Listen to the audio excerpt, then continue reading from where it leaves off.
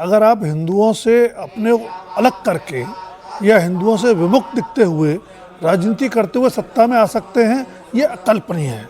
और ये हम व्यवहारिक रूप से खासकर 2014 के बाद लगातार देख रहे हैं। जितने चुनाव हुए हैं उनका नतीजा यही संकेत दे रहा है कि जो बहुसंख्यक समाज है उसको इग्नोर करके या उसके विरोध में खड़े होकर के या उसके विरुद्ध राजनीतिक आचरण करते हुए आप सत्ता की राजनीति नहीं कर सकते। दूसरी बात, आपने बात कही थी कि हमारे ऊपर इतने हमले हुए तब भी राज सत्ताएं थी, उसके बाद भी हमें सब झेलना पड़ा। तो क्यों झेलना पड़ा?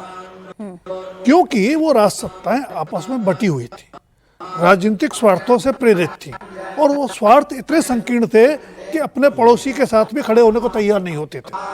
तो वो एक सबक है जो हमको सीखना चाहिए। दूसरी बात जो मैं व्यक्तिगत रूप से महसूस कर रहा हूँ, आज़ादी के बाद के कुछ दशकों के बाद जो हमारी विरासत है, जो हमारी विराट सांस्कृतिक आध्यात्मिक सांस्कृतिक चेतना का इतिहास है, वो हम आने वाली पीढ़ियों को उस तरह से नहीं पढ़ा पा रहे हैं, उससे उनको अवगत नहीं करा पा रहे हैं।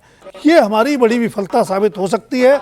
जो अजीत द्विवेदी अभी आगाह कर रहे थे ना कि आने वाले समय में कभी ये नौबत ना आए जो अतीत में हमने झेला है, वो तभी संभव होगा जब हम अपनी सांस्कृतिक आध्यात्मिक विरासत और चेतना से अपनी आने वाली पीढ़ियों को परिचित और अवगत कराते हुए चलेंगे।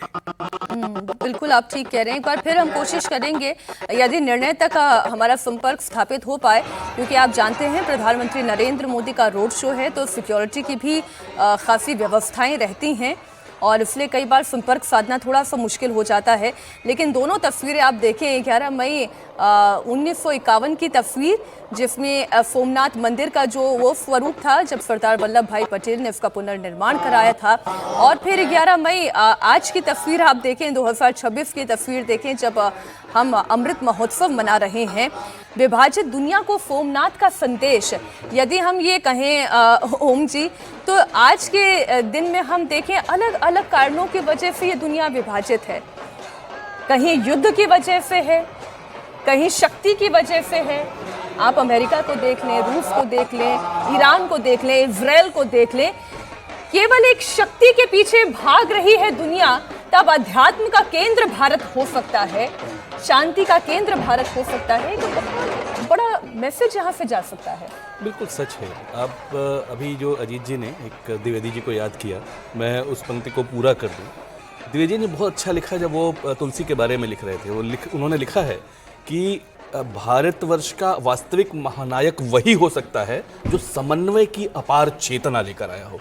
तो समन्वय जो शब्द है और जो समावेशन और समन्वय भारत ने प्रारंभ से ही पूरी दुनिया को जिसका संदेश दिया, पूरी दुनिया को जिसका कहरा पढ़ाया, जिस समन्वय का, जिस समता मूलकता का, ठीक है वो काल के क्रम में बहुत सारे ऐसे व्यतिक्रम हुए, बहुत सारे ऐसे चीज़ें हुई कि हम अपने आप को भूलते गए, हम अपनी जड़ों से ही काट दिए गए। दो बातें कहीं अभी राजकुमार जी पर चर्चा कर रहे थे तो उन्होंने कहा कि भाई मुस्लिम काल में जब मुस्लिमों का शासन हुआ तो हमारे मंदिरों पे हमला हुआ और ब्रिटिशर्स ने हमारी ज्ञान परंपरा पे, हमारी शिक्षा परंपरा पे हमला किया। और ये दोनों ही वो मूल जगहें थी जहां से भारत के रूप में स्थापित होता था। कॉलेज की शिक्षा पद्धति की आलोचना होती है, समन्वय और सामंजस्य के रूप में स्थापित होता था। ये जो समन्वय और सामंजस्य हमने अहम ब्रह्मास्मि का जो स्वर चलाया था कि मैं ब्रह्म हूं, और जब मैं ब्रह्म हूं तो कोई शूद्र कैसे हो सकता है, कोई नीचा कैसे हो सकता है, तत्त्वमसि, अगर तुम में वो है, वो तत्व है, ये संदेश देने वाला भारत है। और इस रूप में जब हम देखेंगे